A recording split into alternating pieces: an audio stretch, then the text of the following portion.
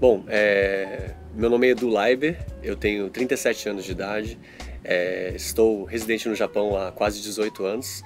Eu sou músico profissional, cantor, compositor e sou professor de música da área de canto e na área também de cordas, violão, guitarra e contrabaixo, entre outros instrumentos. E a parte disso eu também sou tradutor da língua japonesa e também inglesa, freelance. Olha, na verdade a parte da música aconteceu naturalmente, né? Eu não vim diretamente para poder trabalhar com música quando eu cheguei no Japão. Eu vim como todo mundo veio, né? Comecei a fazer o meu trabalho nas fábricas, trabalhando, né? 12 horas, aquela coisa que todo mundo já sabe, né? O pessoal que é mais das antigas aqui no Japão, né? Mas a música acabou acontecendo, né? Por causa da necessidade que havia muito até nas igrejas. De igrejas precisavam de bons músicos, pessoas que pudessem ali fazer a parte da música na igreja. E quando eles ficaram sabendo que eu era profissional da música já, aí as pessoas pouco a pouco começaram a pedir para fazer aula comigo. Uma pincelada rápida, assim, cara, olha, eu comecei a estudar música aos 9 anos de idade, né? Então eu vim, na verdade, do clássico, né? O meu primeiro instrumento foi o trompete. E eu vim da parte das orquestras primeiro, né? Então sim, cheguei a estudar em conservatório de música, né? Terminei o conservatório, estudei, e essa bagagem do clássico veio a trazer grande facilidade para eu entrar no popular, né? Então, até eu chegar no violão e posteriormente nos outros instrumentos, isso me enriqueceu bastante. E também os estudos que vieram depois disso, assim, também, né? Olha, para ser bem sincero, em relação à língua japonesa, foi uma experiência complicada, assim, né? Quando eu cheguei aqui no Japão, as pessoas sempre me diziam a mesma coisa, que se você não cresceu no Japão, não estudou no colégio japonês desde criança, não tem como você aprender essa língua direito. E as pessoas sempre diziam isso. E o que batia na minha mente era que eu conhecia pessoas que moravam em outros países brasileiros e eles conseguiam aprender a língua dos outros países. Eu ficava pensando, por que será que só no Japão não é possível? Então, assim, eu acho que um ponto muito importante para mim foi eu saber o que eu precisava fazer, eu queria muito aprender o idioma porque eu tinha um objetivo com isso, e eu mutei as vozes em volta que me diziam que não era possível. E eu estudei e entendi que era um trabalho assim de formiguinha, pouco a pouco, né, no passo a passo, não era para resolver em um mês, até mesmo em um ano. Então, como o tempo era escasso, trabalhava muitas horas na fábrica, voltava para casa e eu sempre tentava ali separar um tempinho para fazer aquilo que eu queria. Eu gosto, de repente, de jogar um videogame, assistir um pouquinho de um seriado, alguma coisa, mas sempre também pegando um pouquinho do japonês para estudar, um pouquinho do inglês e sempre estando conectado, estudando a música para não perder aquilo que eu já tinha. Olha, acho que uma das coisas que foram mais importantes no aprendizado da língua japonesa para mim foi eu entrar para estudar com a cabeça certa, né? No sentido, às vezes tem pessoas que falam, poxa, eu passei tanta dificuldade, então eu vou estudar para eu poder saber me defender quando alguém me falar alguma coisa. Sabe, esses motivos negativos, assim, normalmente não trazem um bom resultado, né? Então eu entrei normalmente, na verdade, entrei para poder aprender, para conectar com as pessoas. Eu queria conectar com pessoas, né? Então, assim, toda oportunidade que eu tinha para conectar de maneira positiva com os japoneses, eu me conectava, né? Mesmo que eu tomasse, às vezes, 5 não, assim, na minha cara, assim, sabe? De tentar fazer um contato e não era bem-vindo, eu não deixava isso me abater. Então eu virava a página e falava, cada pessoa é de um jeito, e eu tentava conectar novamente, né? Então isso foi uma coisa muito importante, que eu sempre entrei com a cabeça de tentar aprender por um motivo positivo, né? E não tinha nada a ver com o trabalho, tinha a ver com a vivência, que eu entendi que quanto mais eu soubesse o idioma, uma qualidade de vida melhor eu teria, e uma rede social, uma network melhor eu também teria. Claro, com certeza. Olha, eu acho que teve várias fases do idioma japonês na minha vida, né? E eu acredito que até hoje ainda estou aprendendo, porque quem estuda o idioma sabe que você nunca termina isso daí. Não tem essa de você aprendeu tudo, né? Sempre a gente está no constante aprendizado, né? Lapidando essa parte do idioma estrangeiro. Mas eu sou cristão, então eu congreguei numa igreja brasileira durante um bom tempo. Quando eu cheguei aqui, fui aprendendo até um certo nível japonês. A partir de um certo momento, ficou difícil eu conseguir crescer dali. E eu, depois de um tempo, me vi numa igreja japonesa. Então eu cheguei num ambiente totalmente diferente, né, ouvindo tudo sendo falado em japonês, não entendia muita coisa do que era falado, então eu era aquele estrangeiro dentro de uma igreja japonesa com um fone de ouvido, ouvindo tradução para o inglês. Então aí o líder lá da igreja falava alguma coisa e aí falava inglês, então era isso, aí eu anotava, entendeu? Então foi 1 ano e meio desse percurso, né? Então quando eu entrei para poder trabalhar na joalheria, foi um episódio muito interessante, porque eu trabalhava com música já como professor, né? Tinha meus alunos na parte da noite. Eu tava com uma quantidade de alunos bem legal e teve uma crise, uma pequena crise aqui de trabalho no Japão. E sabe como é que é, né? A primeira coisa que as pessoas cortam é justamente os cursos de inglês, japonês, de música, porque precisam economizar dinheiro. Então eu perdi muitos alunos de uma vez só, né? E daí eu pensei, cara, eu preciso arranjar um trabalho para poder complementar isso. E daí eu fui lá na velha Hello Work, né? Velha de guerra, né? Fui na Hello Work, né? E foi bem interessante, porque eu cheguei lá e tava numa fila esperando para ser atendido. Então eu vi aqueles caras todos sérios, de terno e gravata, trabalhando. Falei, cara, um desses caras vai resolver minha vida aqui. Vai ser bacana. Nossa, eu tô até esperando. Quando chegou na minha vez, falaram, próximo. Eu olhei, tinha uma menina assim, ó, na Hello que tudo assim, ó, 2 dias, assim, atendendo. Falei, meu, logo na minha vez, cara. Logo na minha vez, essa menina, puxa, eu precisava de alguém que fosse me resolver minha situação. E eu paguei a minha boca, porque essa pessoa, cara, ela foi uma ponte espetacular para esse trabalho. Eu lembro que na época ela falou assim, o que você pretende assim, usar no trabalho? Aí eu pensei, poxa, eu queria usar a parte da linguística, né? Eu tenho já o idioma do inglês ali, no nível ok, assim, do japonês também, e eu queria usar isso. Daí a mulher começou lá, digitando, encontrou um emprego e falou, olha, esse aqui oferece um salário interessante, tudo, e o trabalho é de tal coisa, e eu não entendi o termo. Mas sabe aquela coisa de você falar, cara, eu não sei bem onde eu tô entrando, mas na cara e na coragem eu vou pôr o pé e vou... E Deus vai me ajudar e eu vou dar o meu melhor e as coisas vão acontecer. E quando eu vi, eu tava lá de terno e gravata fazendo 3 entrevistas dentro de um escritório de uma joalheria grande em Nagoya, né? E deu tudo certo, eu tive a primeira entrevista com uma representante da Relações Internacionais. Tive prova em inglês ali, pude ir bem na prova. Tive uma segunda entrevista com a diretora da parte financeira da empresa e a última foi com o CEO da empresa. E pude passar nas 3 entrevistas e comecei a trabalhar inicialmente como vendedor, né? E assim, eu senti quando comecei a estudar sobre joias, sobre esses relógios caros, Rolex, Harry Winston, esses relógios caros, eu senti que eu tinha voltado lá no início quando eu cheguei no Japão, porque parecia que era um outro idioma. Porque a maneira com que a gente fala com as pessoas no dia a dia não é a mesma maneira que você atende uma pessoa numa joalheria dessa. Então eu sabia responder aos clientes da maneira educada, mas não era o bastante. Porque tem muito essa coisa dos níveis do japonês, né?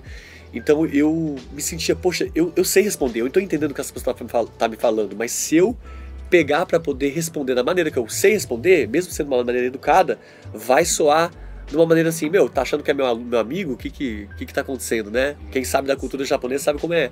Então eu me peguei, em vez assim, indo pro banheiro, cara, me fechando assim, falando, e quase chorando, falando, meu Deus, o que eu tô fazendo nesse lugar, cara? Mas aí, alguma coisa dentro de mim me diz assim que eu não deveria desistir. Então foi realmente aprender a língua do zero de novo, praticamente, para atender as pessoas. Mas isso me abriu grandes portas, né? Então, assim, essa força de vontade, né? Que eu acredito que veio de Deus, né? Ali me colocando para poder aceitar os meus desafios ali e lutar para poder estar naquele lugar, me fez com que depois de 2 semanas eu fui promovido para Relações Internacionais da empresa. Então eu trabalhava na parte de vendas, mas o meu principal era relações internacionais. Então quando vinham os clientes de fora do país eu atendia eles em inglês, né? Mas quando não tinha isso aí eu estava atendendo na loja. E esse jeitão brasileiro que a gente tem, assim, um pouco mais solto, né? De dar, assim, opinião. Olha, isso aqui fica bem pra você, acho que isso aqui combina pra tal coisa, né? Enquanto os japoneses têm muito aquela coisa de não dar opinião. Né? O que você acha? Nanto muyenai, tipo assim, não tenho nada pra dizer em relação a isso, né? Acabou que eu comecei a ganhar muitos clientes. Então chegou um ponto na loja que eu tava vendendo 4 vezes mais que os japoneses vendiam. Por causa da maneira com que a gente vendia. E claro, né, eu acredito também que a graça de Deus nos abençoando pra gente poder fazer isso. E o pessoal chegava na loja, o cliente chegava e o japonês ia até eles para poder atender. E eles falavam, Raiba-san, irashai masu ka? O Liber tá aí? E eles falavam, você quer ser atendido pelo Liber, né? Não por mim, né? Então isso foi uma experiência muito legal. E entender como também uma empresa daquele porte funcionava por dentro, na parte administrativa, também foi uma experiência muito enriquecedora, né? E me ajuda até hoje nos meus negócios também. Legal.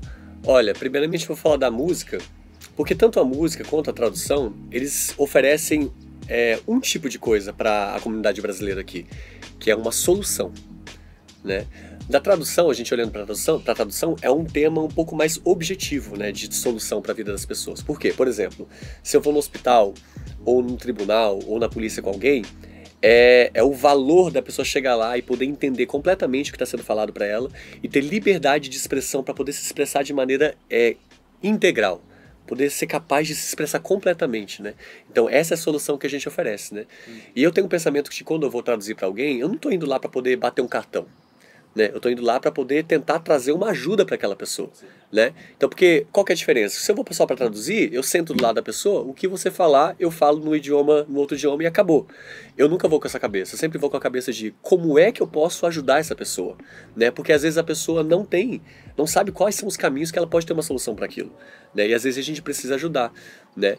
E na música também é a solução para a vida das pessoas, mas agora de uma maneira subjetiva, né? Porque pensa só, né? O brasileiro está lá no Brasil, você está no seu ambiente, seu idioma, o seu país, né? E você tem liberdade de fazer praticamente tudo, né? E aí você chega aqui num país muito bom como é o Japão, mas sem liberdade. Você às vezes deixa sonhos para trás, deixa desejos que você tinha para trás, falando, cara, não, eu vou sacrificar esse tempo aqui e vou ganhar um dinheiro e tudo mais, mas às vezes um ano vira 2, vira 3, vira 20, vira 10, e a gente sabe como é isso.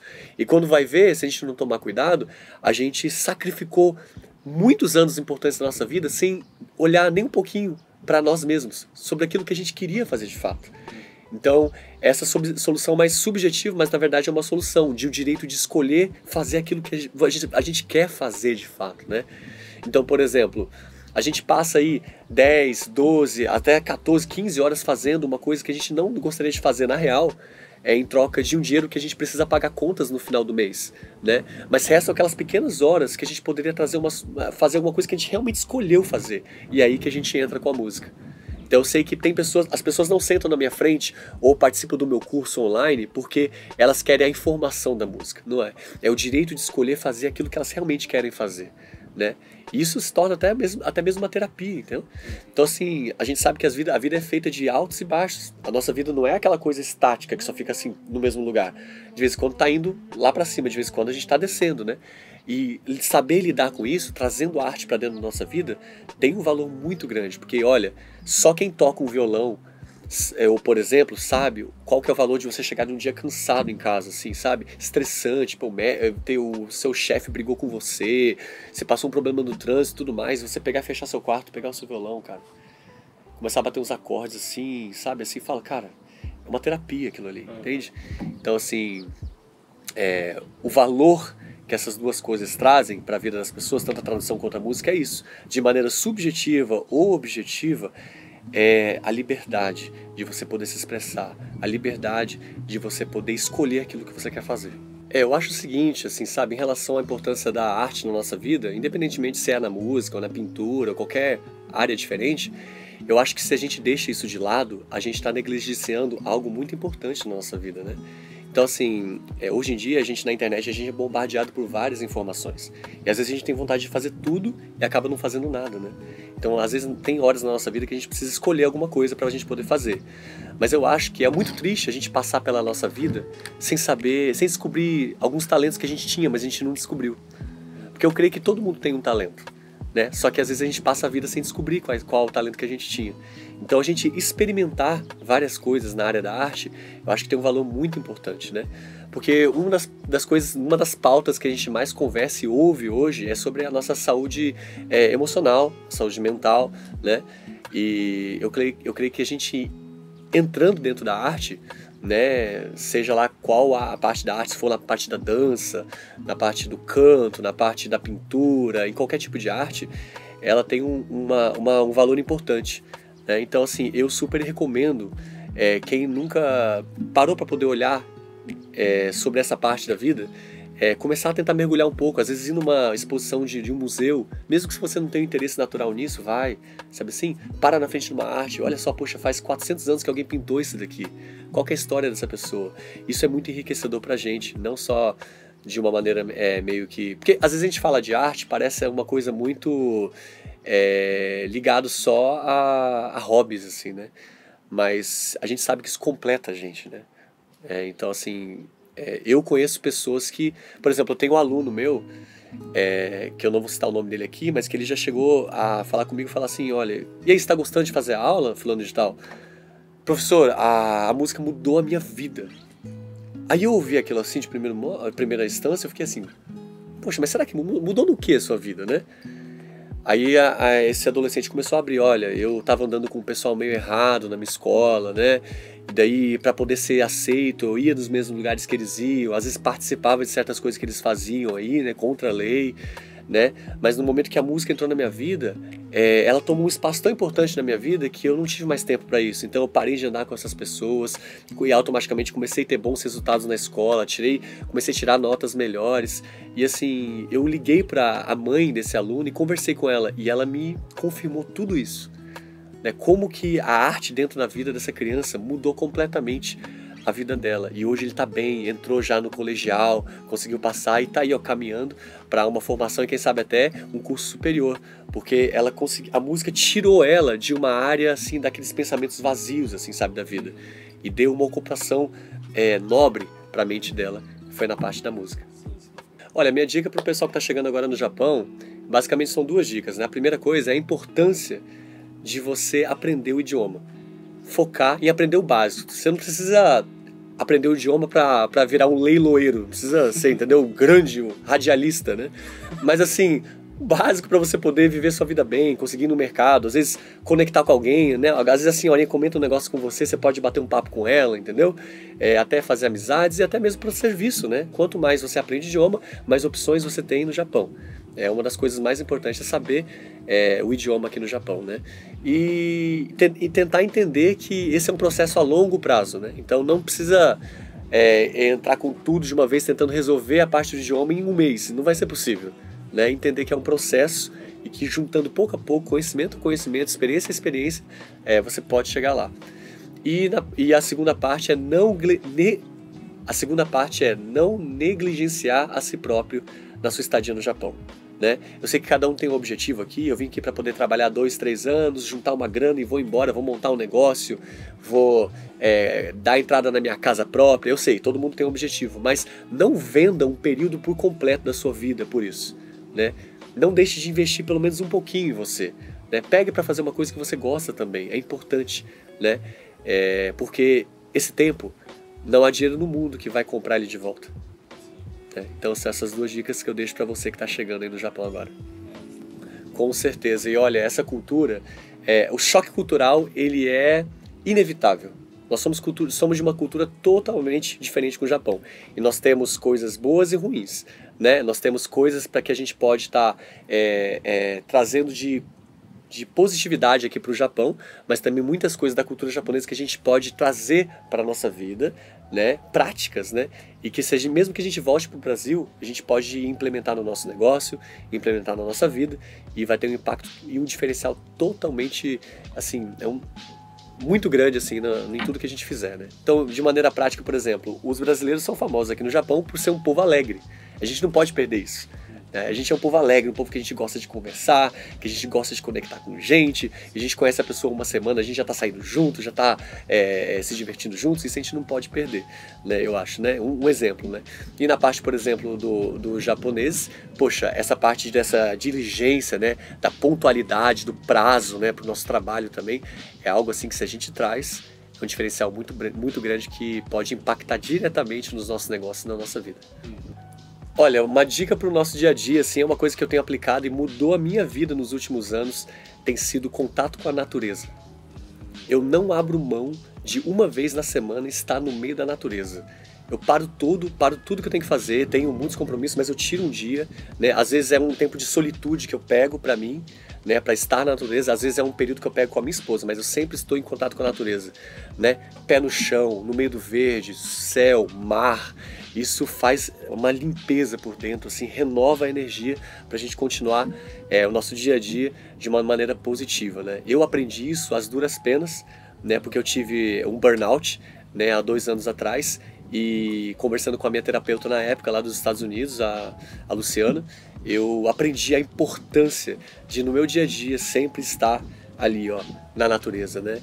Porque se for ver, olha só que coisa doida, né? A gente antigamente, há centenas de anos atrás, a gente estava em contato com a natureza o tempo inteiro. E a partir de um certo momento a gente aprendeu a fazer muros, a gente se enfia dentro de um quadrado e fica dentro e não tem contato com mais nada. Internet, celular e enfiado dentro de um quarto, né? E às vezes tudo que a gente precisa fazer não tem nem que gastar dinheiro nem nada, tem centenas de parques muito legais pra gente estar, às vezes pegar e sentar, sabe, na grama, passar ali pegar um famitiquia ali, alguma coisa, sentar no chão, comer, sabe, se olhar pra natureza, ouvir um passarinho cantando, pode parecer uma coisa muito poética e pouco prática, mas na verdade tem uma influência positiva no nosso dia a dia, então é uma coisa que eu não abro mão, é o contato com a natureza. Muito legal.